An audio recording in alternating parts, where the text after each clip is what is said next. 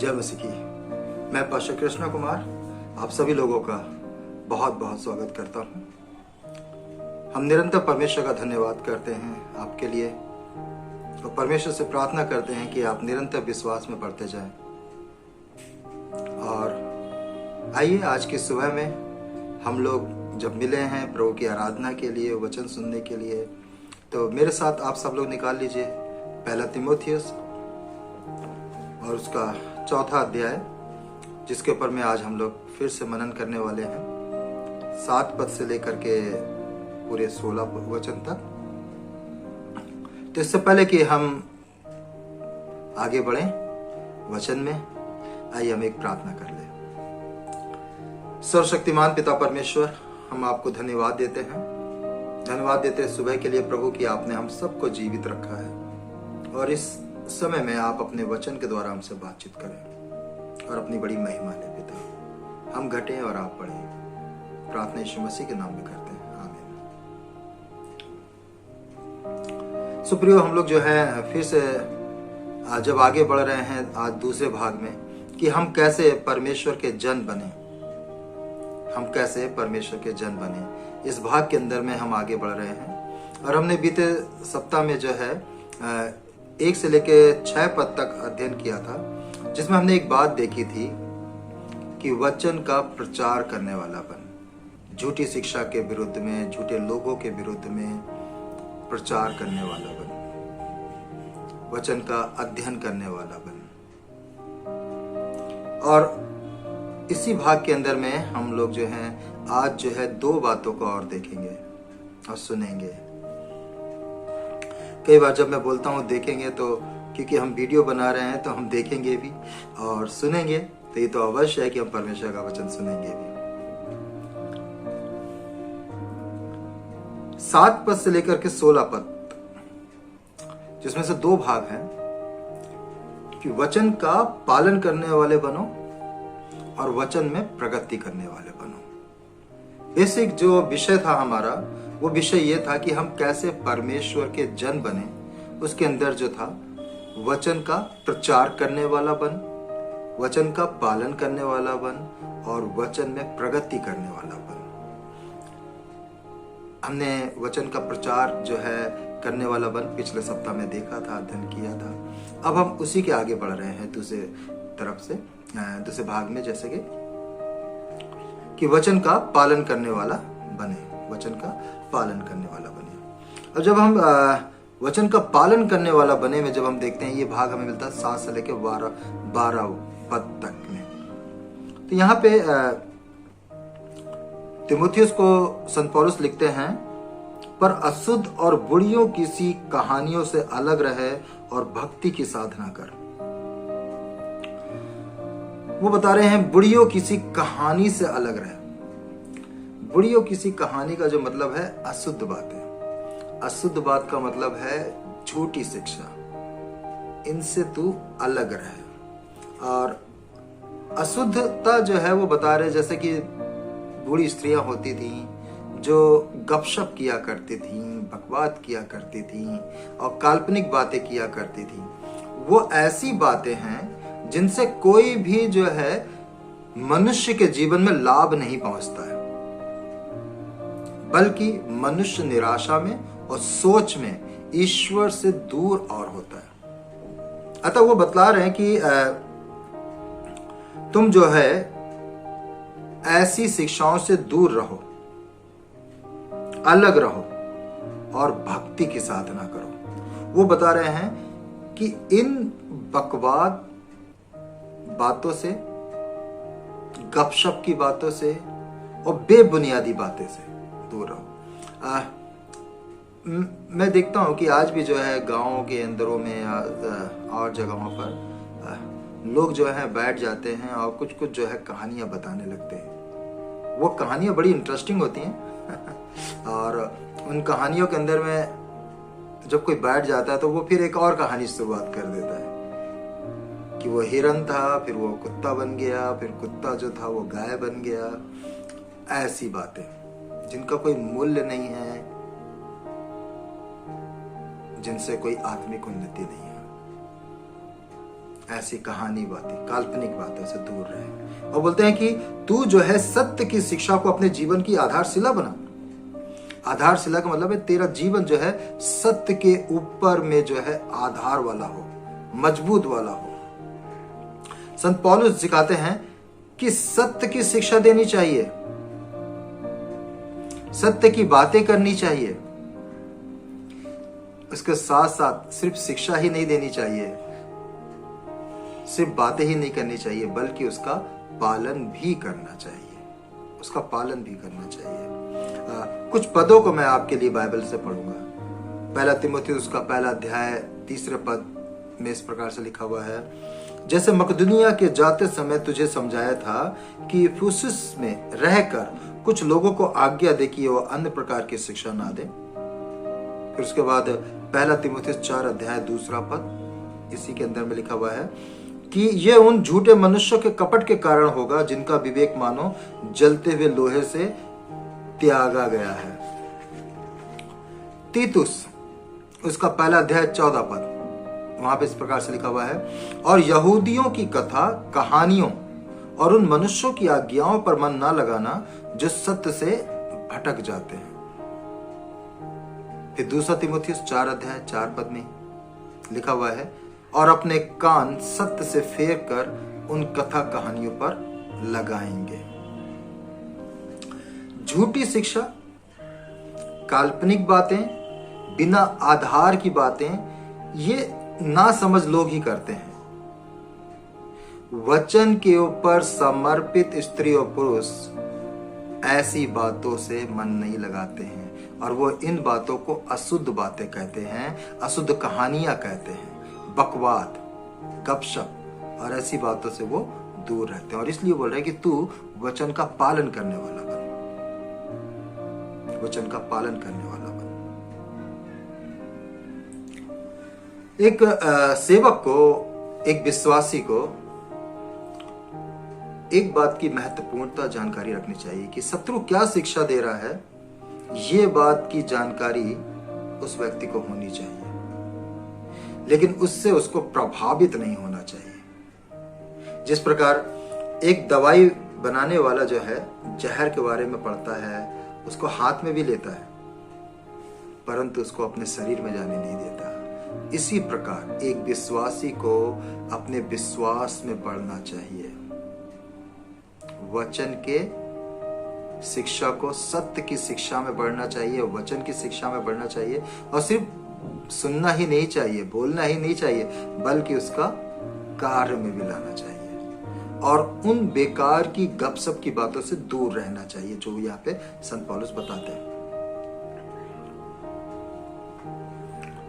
अब उसके आगे जब हम पढ़ते हैं तो लिखते हैं वो उसमें कि क्योंकि देह की साधना से कम लाभ होता है, पर भक्ति सब बातों के लिए लाभदायक है, क्योंकि इस समय के और आने वाले जीवन की भी प्रतिज्ञाएं इसी के लिए हैं। अब वो बता रहे हैं कि अल्पकालीन शारीरिक व्यायाम व्यर्थ है। अगर आप शारीरिक अभ्यास करते हैं, व्यायाम करते हैं, शरीर को मजबूत बनाते हैं, ये बड़ी अच्छी बात है। यहाँ संत पौलुस जो है एक खेल कूद संबंधी जो है उदाहरण को रखते हैं, उपमा देते हैं। निश्चय ही हमें खेल कूद के लिए अपने शरीर को स्वस्थ रखना चाहिए और अच्छा शरीर रखना चाहिए, और व्यायाम जो है अच्छे शरीर को रखने के लिए एक उसका पार्ट है, एक हिस्सा है जिसको हम रख सकते हैं। लेकिन ये भी ध्यान रखना चाहिए कि शारीरिक व्यायाम करें शरीर के लिए, पर हमारा शरीर परमेश्वर का मंदिर है और उसकी महिमा के लिए हमें इसका प्रयोग करना चाहिए। पहला कुरिन्थियों का 6 अध्याय 19 और 20 पद में लिखा हुआ है, क्या तुम नहीं जानते कि तुम्हारी देह पवित्र आत्मा का मंदिर है जो तुम में बसा हुआ है और तुम्हें परमेश्वर की ओर से मिला है? तुम अपने नहीं हो, क्योंकि तुम दाम देके मोल लिए गए हो, इसलिए अपनी देह के द्वारा परमेश्वर की महिमा करो। रोमियो उसका 12 अध्याय 1 पद और 2 पद में लिखा हुआ है, इसलिए हे भाइयों मैं तुमसे परमेश्वर की दया स्मरण दिलाकर विनती करता हूँ कि अपने शरीर को जीवित और पवित्र और परमेश्वर को भापता हुआ बलिदान करके चढ़ाओ, यही तुम्हारी आत्मिक सेवा है। इस संसार के सदस्य ना बनो। ये जो शरीर है ये तुम्हारा परमेश्वर का मंदिर है। जब परमेश्वर ने तुम्हें चुना है, परमेश्वर रहता है, तो इस शरीर को हमें परमेश्वर की महिमा के लिए उपयोग करना चाहिए। शारीरिक व्यायाम करिए, वो बोल रहे हैं अच्छी बात है, लेकिन ये शरीर परमेश्वर की महिमा के लिए है। वो बतलाते हैं, पौलुस बताते हैं तीमुथियुस को, वो ये नहीं कह रहे कि तुम इसमें से दोनों में से किसी को चुन लो, बल्कि वो बता रहे हैं कि शरीर के द्वारा आत्मिक कार्य करना ये ज्यादा भला है व्यायाम से। फिर वो आगे बढ़ते हैं 9 पद में और एक और बात को बताते हैं कि ये बात सब और हर प्रकार से मानने योग्य है, क्योंकि हम परिश्रम और यत्न इसीलिए करते हैं कि हमारी आशा उस जीवते परमेश्वर पर है जो सब मनुष्यों का और निज करके विश्वासियों का उद्धार करता है। यहाँ पे वो बता रहे हैं कि जो भक्ति है, परमेश्वर की भक्ति, जिसके लिए हम मेहनत करते हैं, जिसके लिए हम कार्य करते हैं, ये जो है सबसे बढ़ करके है और ये अनंत समय तक के लिए है। अपनी परमेश्वर के साथ भक्ति को और मजबूत करो और मजबूत करो। कैसे बता रहे हैं कि ये बात सब प्रकार से सत्य और मानने के योग्य है। फिर से यहाँ पे जो है वो खेल कूद वाली जो है संबंधी उपमा को जो है प्रस्तुत कर रहे हैं। एक खिलाड़ी जो है खेल के प्रति में समर्पित होता है, वो गर्मी में भी परिश्रम करता है, बरसात में भी परिश्रम करता है, और उसका जो परिश्रम है उस खेल के लिए, उसकी जो लगन है, जो लौ है सुबह की, शाम की, दोपहर की, वो एक चीज से जुड़ी हुई है और वो जुड़ी हुई है जीत से। जब एक खिलाड़ी जीत जाता है अपने खेल के अंदर में, तो वो समय उसके लिए एक त्योहार से कम नहीं होता है, एक फेस्टिवल की तरह होता है। और इसी तरह वो बता रहे हैं कि इससे बढ़ करके जो है भक्ति पूर्ण जीवन व चरित्र है और आचरण है जो महत्वपूर्ण है। इसीलिए हम मेहनत करते हैं और एक व्यक्ति के पास यह होना चाहिए जिसके लिए वो मेहनत करे, कार्य करे। वो बताते हैं कि जो आवश्यकता है वो ये है कि एक विश्वासी को जीवते परमेश्वर के ऊपर में, जिसका वो जो उद्धार करता है प्रभु यीशु मसीह, जिसके ऊपर उसने विश्वास किया है, इस विश्वासी को, सेवक को, उसको उसके लिए कठिन परिश्रम करनी है, भरसक प्रयास करने हैं, मजबूत होना है।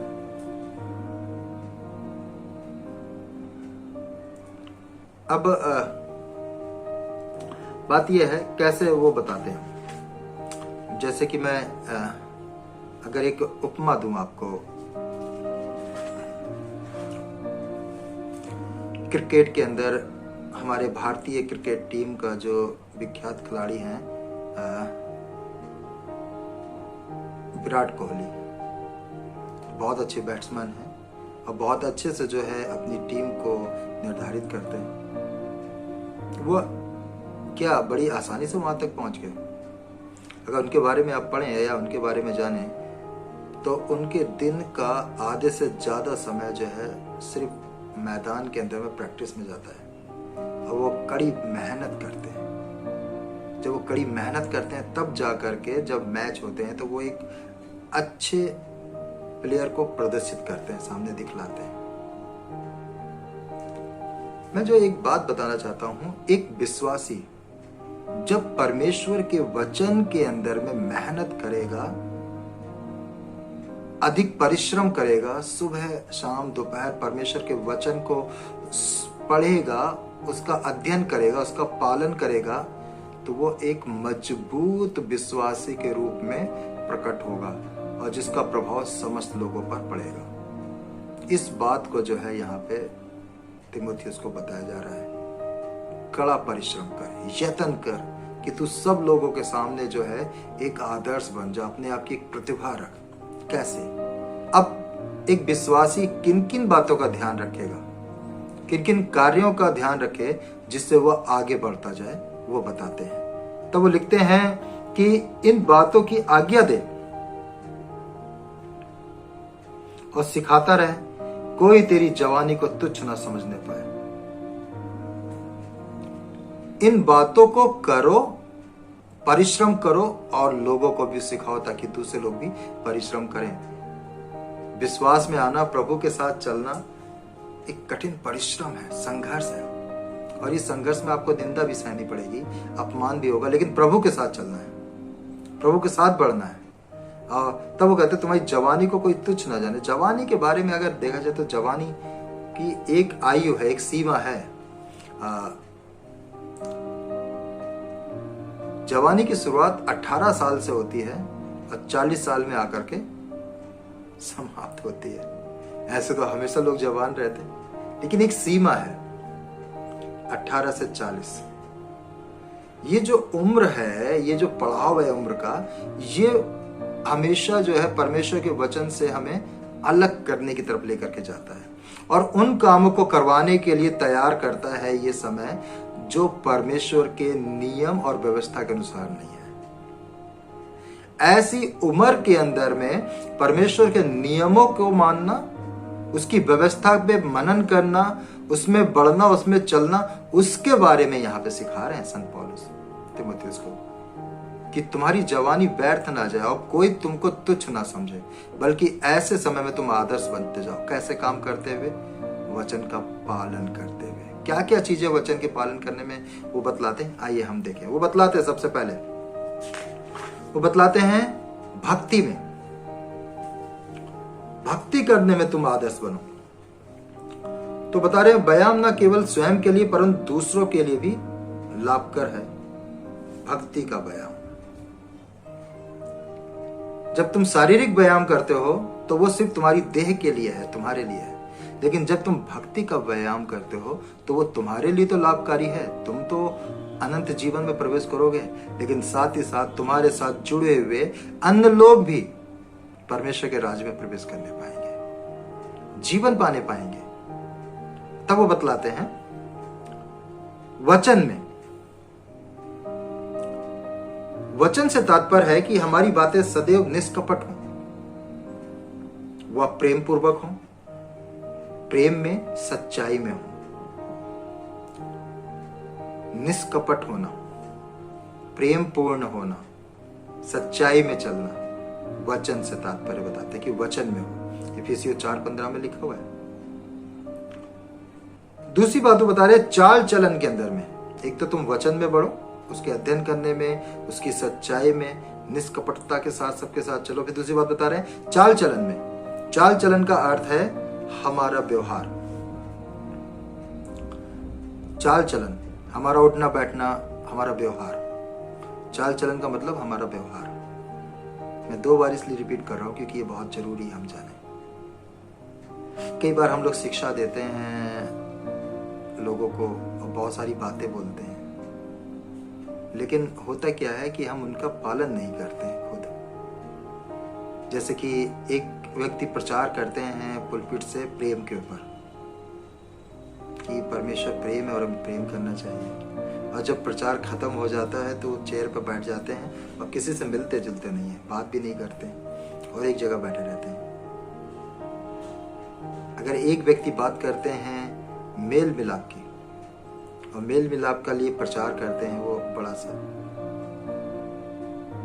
लेकिन प्रचार खत्म करके तुरंत सबसे पहले बाहर निकल जाते हैं अपने घर के लिए और किसी से नहीं मिलना पसंद करते हैं, तो उनका प्रचार कैसा हो गया? व्यर्थ हो गया।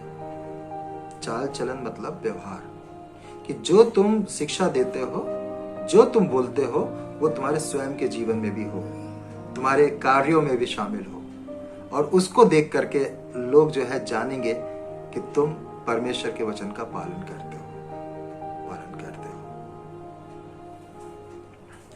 हो। तीसरी बात वो बताते हैं प्रेम में, यानी स्नेह में।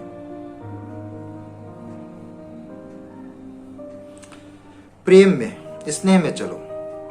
ये शब्द जो है हमारे जीवन की प्रेरणा और शक्ति की तरफ संकेत करता है। कैसे? परमेश्वर ने हमसे प्रेम किया है, परमेश्वर ने जगत से प्रेम किया है, परमेश्वर ने समस्त लोगों से प्रेम किया है। अब तुम्हें भी प्रेम करना है जैसे परमेश्वर ने प्रेम किया है। परमेश्वर का प्रेम निष्कपट है, निस्वार्थ है, और तुम्हारा प्रेम भी ऐसा ही होना चाहिए। तुम्हारा प्रेम मनुष्य की प्रशंसा प्राप्त करने वाला नहीं होना चाहिए कि कोई व्यक्ति जब मुझसे मेरी प्रशंसा करेगा तभी मैं उसको रिस्पेक्ट दूंगा, आदर दूंगा। और यही कारण होते हैं कि कई बार जो है हम उन लोगों से प्रेम नहीं कर पाते हैं जो कई हमारे जीवन के कार्यों को देख करके नजरअंदाज करते हैं। भक्ति जो है स्वयं के जीवन के लिए तो लाभकारी है ही है, साथ साथ में औरों के लिए भी लाभकारी है, जिसमें तुम वचन में चलो, चाल चलन में बढ़ो, प्रेम और स्नेह में बढ़ो, क्योंकि परमेश्वर ने प्रेम किया इसलिए तुम भी बढ़ो। और फिर वो बताते हैं विश्वास में। मैंने एक व्यक्ति से पूछा कि आप यीशु मसीह पे विश्वास करते हैं? तो उन्होंने कहा हाँ विश्वास करते हैं। विश्वास करते हैं तभी तो चर्च में आए हैं। मैंने कहा अच्छा। फिर एक व्यक्ति बीमार था, मैंने उससे पूछा कि क्या आप यीशु मसीह पे विश्वास करते हैं? आप बीमार हैं। अरे भैया विश्वास नहीं करते तो हम आपके पास कैसे आते प्रार्थना कराने? विश्वास से ही आए। मैं आज आप लोगों को विश्वास का उदाहरण, एक नाम बताना चाहता हूँ। विश्वास का तात्पर्य क्या है? हमारे साथ बहुत सारे लोग, नए लोग जब मिलते हैं, जुलते हैं, बातचीत करते हैं, तो मैं उनको बतलाता हूँ विश्वास का कारण। जब हम ये कहते हैं कि मैं परमेश्वर पे विश्वास करता हूँ, तो मैं ये बताता हूं कि हे परमेश्वर, मैं विश्वास योग्य हूं तेरे लिए, और अब मैं तेरी आज्ञाओं को मानने में विश्वास योग्य बनूंगा, तेरे कार्य को करने में विश्वास योग्य बनूंगा प्रभु, और अपने जीवन के अंतिम क्षण तक तेरे साथ विश्वास योग्य बना रहूंगा, चाहे मेरी परिस्थिति कैसी भी हो। जब मैं ये कहता हूं कि मैं एक विश्वासी हूं, तो मेरी विश्वासी ये शब्द को बोलना जो है परमेश्वर के प्रति मेरी विश्वास योग्यता को दर्शाता है, उसकी आज्ञा पालन को दर्शाता है, उसके कार्य को दर्शाता है, और मेरी मृत्यु के अंतिम समय तक मुझे उसमें बंध के रहना है और उस सब कामों को पूरा करना है जो परमेश्वर ने मुझे दिए। ये शब्द दर्शाता है विश्वास में कि तू जीवन के अंत तक परमेश्वर के प्रति विश्वास में बना रहे, बढ़ता जा। पवित्रता, पवित्रता का महत्व क्या है? कई लोगों से बोला जाता है पवित्रता, वो बोलते हैं कि भैया बाइबल को हाथ में लेके चलना, सोते समय सर के पास रख लेना बाइबल, झुक करके चलना, धीमे बोलना। धीरे धीरे बोलने से क्या पवित्रता आ जाती है? मुझे तो समझ में नहीं आती ये बातें कई बार। पवित्रता, प्रियो, पवित्रता का जो तात्पर्य है वो ये है कि हम वर्तमान समय में दुष्ट शैतान के इस संसार के अंदर में रहते हैं, और जहां पे सब प्रकार की दुष्टता भरी हुई है। पवित्रता, पवित्रता का मतलब है अपने मन को साफ करना, अपने मन को साफ करना, कि मेरे मन में किसी के लिए भी कड़वाहट ना हो, किसी के लिए भी बुराई ना हो मेरे मन में। अगर किसी ने मेरे साथ बुरा किया भी है, फिर भी मैं उसको माफ करूं, क्षमा करूं, उसको आगे बढ़ाऊं। पवित्रता, पवित्रता जो है मन में, मन से होनी चाहिए, अंदर से होनी चाहिए। किसी के प्रति कोई भी बात हमारे अंदर कड़वाहट नहीं लानी चाहिए, किसी की कोई बुरी बात हमें याद नहीं होनी चाहिए अंदर से, हमारे होठों पे किसी की बुराई नहीं आनी चाहिए, किसी की निंदा नहीं आनी चाहिए। मन से पवित्रता। दूसरी बात, शरीर से पवित्रता। तन के कैसे? तन जो है हमारा, आंखें जो हैं, हमारे हाथ पैर जो हैं, प्रिय मैं आपको बताना चाहूंगा, वह विचार की तरफ भागते हैं। हमारी आंखें जो हैं वो देखना मांगती हैं जो देखने की अनुमति नहीं है। हमारे हाथ जो हैं उन चीजों को छूने के लिए भागते हैं जिनकी उनको परमिशन नहीं मिली है परमेश्वर की ओर से। हमारे पैर उस तरफ भागते हैं जिस तरफ चलने की उन्हें इजाजत नहीं है।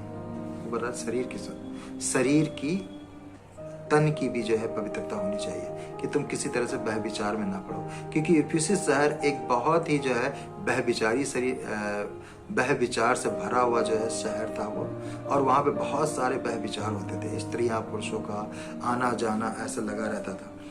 हो सकता कलीसिया में भी कुछ स्त्रियाँ हों, और तब वो बोल रहे हैं कि तुम्हें पवित्रता बना के रखनी है, अपने शरीर की पवित्रता और मन की पवित्रता, कि तुम्हारे मन के अंदर में भी कोई बुरी बात ना आए, और आती है तो उसको तुरंत डांटो। यीशु मसीह के नाम से ये बात दूर हो। शरीर में आती तो उसको तुरंत डांटो कि यीशु मसीह के नाम से दूर हो।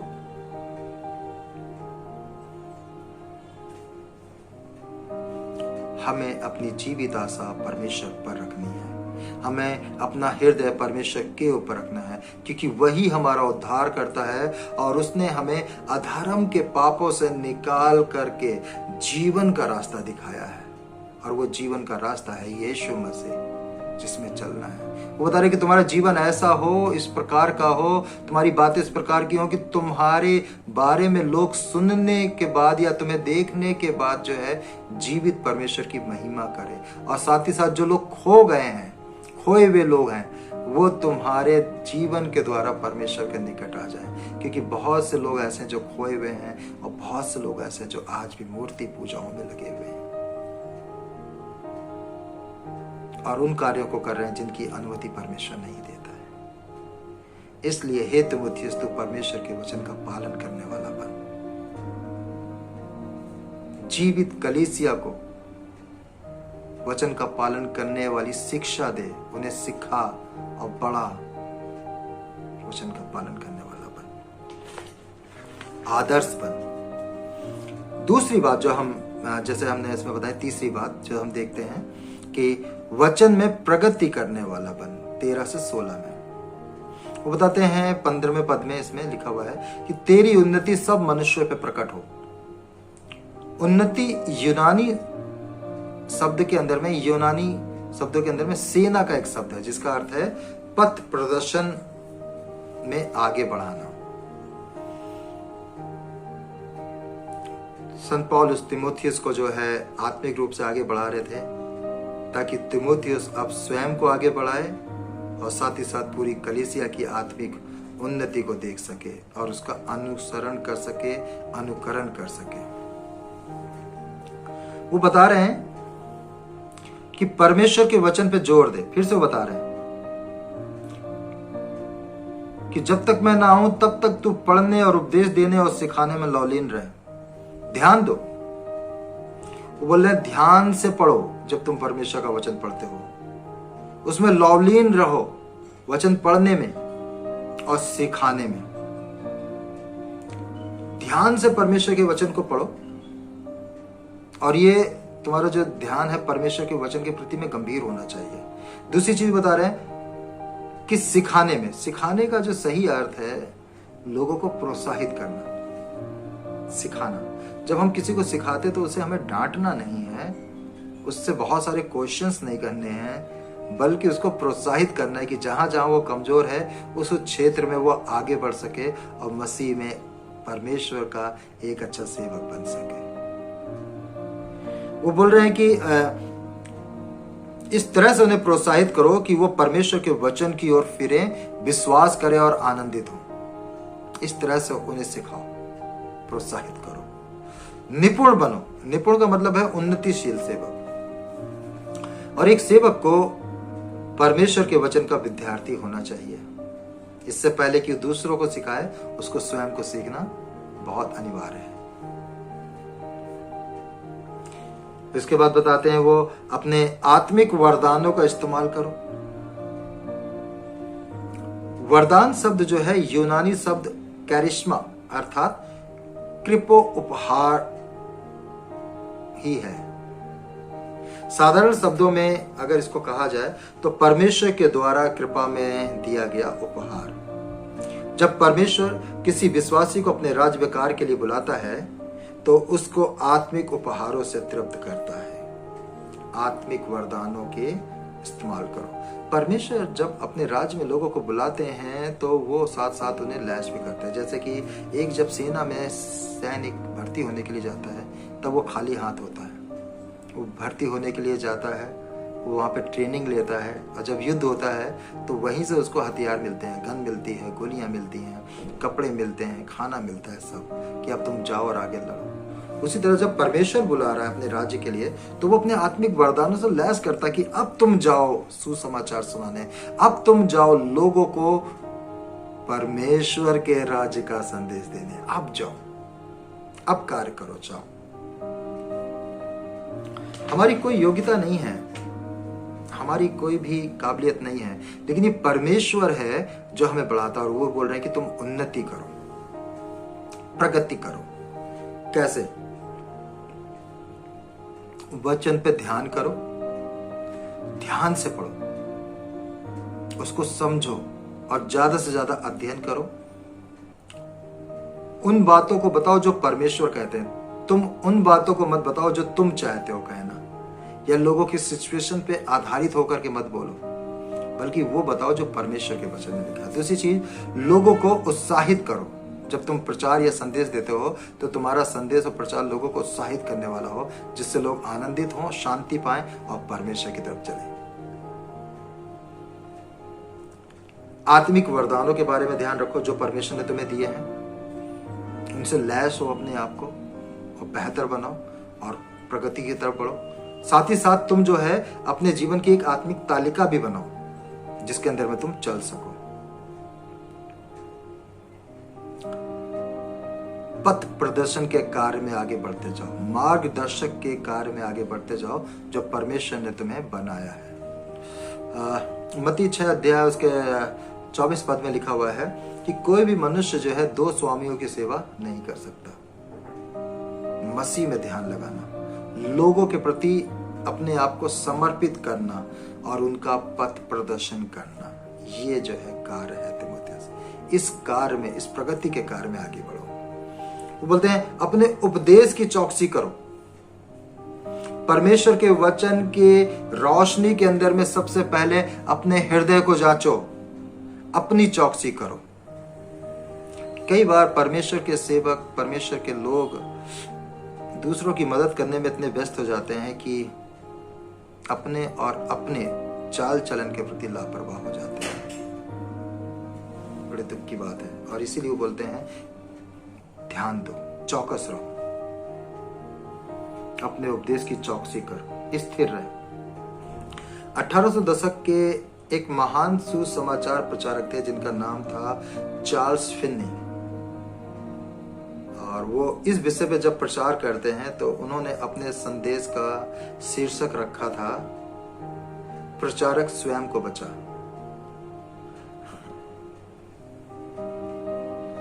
और अगर देखा जाए तो आज भी जो है इस संदेश की आवश्यकता है, क्योंकि हम देखते हैं कि लोगों को सेवकाई छोड़ करके जाना पड़ रहा है क्योंकि उनका जीवन उनके प्रचार से मेल नहीं खाता है। नैतिक समस्याएं, विवाह का टूटना व अन्य सर्वनाक आचरणों ने परमेश्वर के अनेक सेवकों का सर्वनाश कर दिया है।